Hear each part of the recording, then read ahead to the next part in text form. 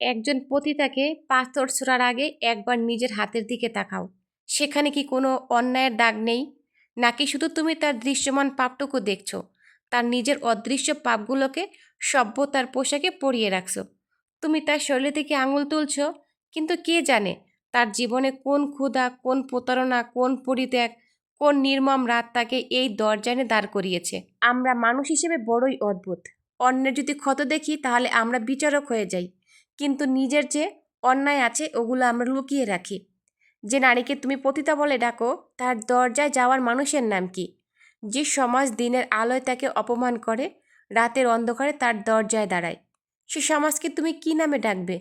পাপ কি শুধু শরীরের, নাকি ইচ্ছারও?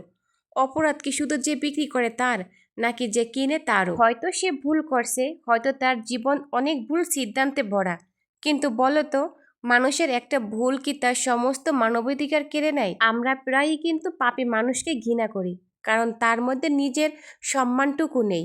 তাই তাকে দূরে ঠেলে দেই, যেন তাকে অমানুষ ঘোষণা করতে পারলেই আমরা মানুষ হিসেবে নিজেকে প্রমাণ করতে পারবো। অথচ সভ্যতার সবচেয়ে বড় পরীক্ষা মন্দ মানুষকে ঘৃণা করা নয়, বরং ভেঙে পড়া মানুষটির মধ্যেও মানুষটিকে দেখতে পারা। তুমি তার শরীর দেখছো, তার শৈশব দেখছো কি? তুমি তার পেশা দেখছো, তার ক্ষুধা দেখছো কি? তুমি তার দরজা দেখছো, সে দরজার বাইরে কতবার সে কান্না লুকিয়ে কাঁদছে তা কি তুমি দেখছো?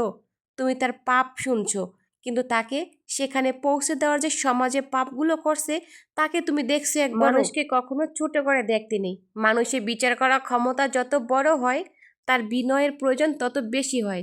কারণ তুমি জানো না, আজ যে মানুষটিকে নিচে পড়ে থাকতে দেখছো, কাল তার জায়গায় তোমাকে দাঁড় করে দিতে পারে জীবন। তাই পাথর ছোড়ার আগে একটু থামো, নিজের হাতটা দেখো, নিজের আয়নায় তাকাও, নিজের অতীতকে জিজ্ঞাসা করো, আমি কি সত্যি এত পবিত্র যে অন্য একজন মানুষের জীবনকে এত বাক্যে বিচার করতে পারি? আর যদি উত্তর না আসে, তবে পাথরটা মাটিতে রেখে দিও। কারণ পৃথিবী সবচেয়ে ভয়ঙ্কর মানুষ সে, যে তার পড়ে গেছে কিন্তু অন্যকে তোলেনি। ভয়ঙ্কর সে, যে অন্যের পতনের উপর দাঁড়িয়ে নিজেকে উঁচু মনে করে। হয়তো আল্লাহর কাছে তোমার সবচেয়ে বড় পরীক্ষা ছিল না তুমি কতটা পবিত্র ছিলে, বরং তুমি কতটা ভাঙা মানুষকে মানুষ হিসেবে দেখতে পেরেছিলে। শেষ পর্যন্ত আমরা সবাই কিন্তু মাটিরই মানুষ।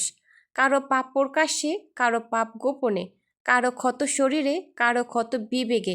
পার্থক্য শুধু এতটুকু, কারো গল্প সমাজ জানে, কারো গল্প কেবল আল্লাহ জানে। তাই অন্যকে দেখে অন্যের জীবন নিয়ে কখনো বিচার বিবেচনা করতে যেও না। আগে নিজের দিকে তাকাও, নিজের অতীতের দিকে তাকাও। নিজে অতীতে কি করেছিলে সেটা যদি বুঝতে পারো, তাহলে তুমি জীবনের মূল্য বুঝতে পারবে।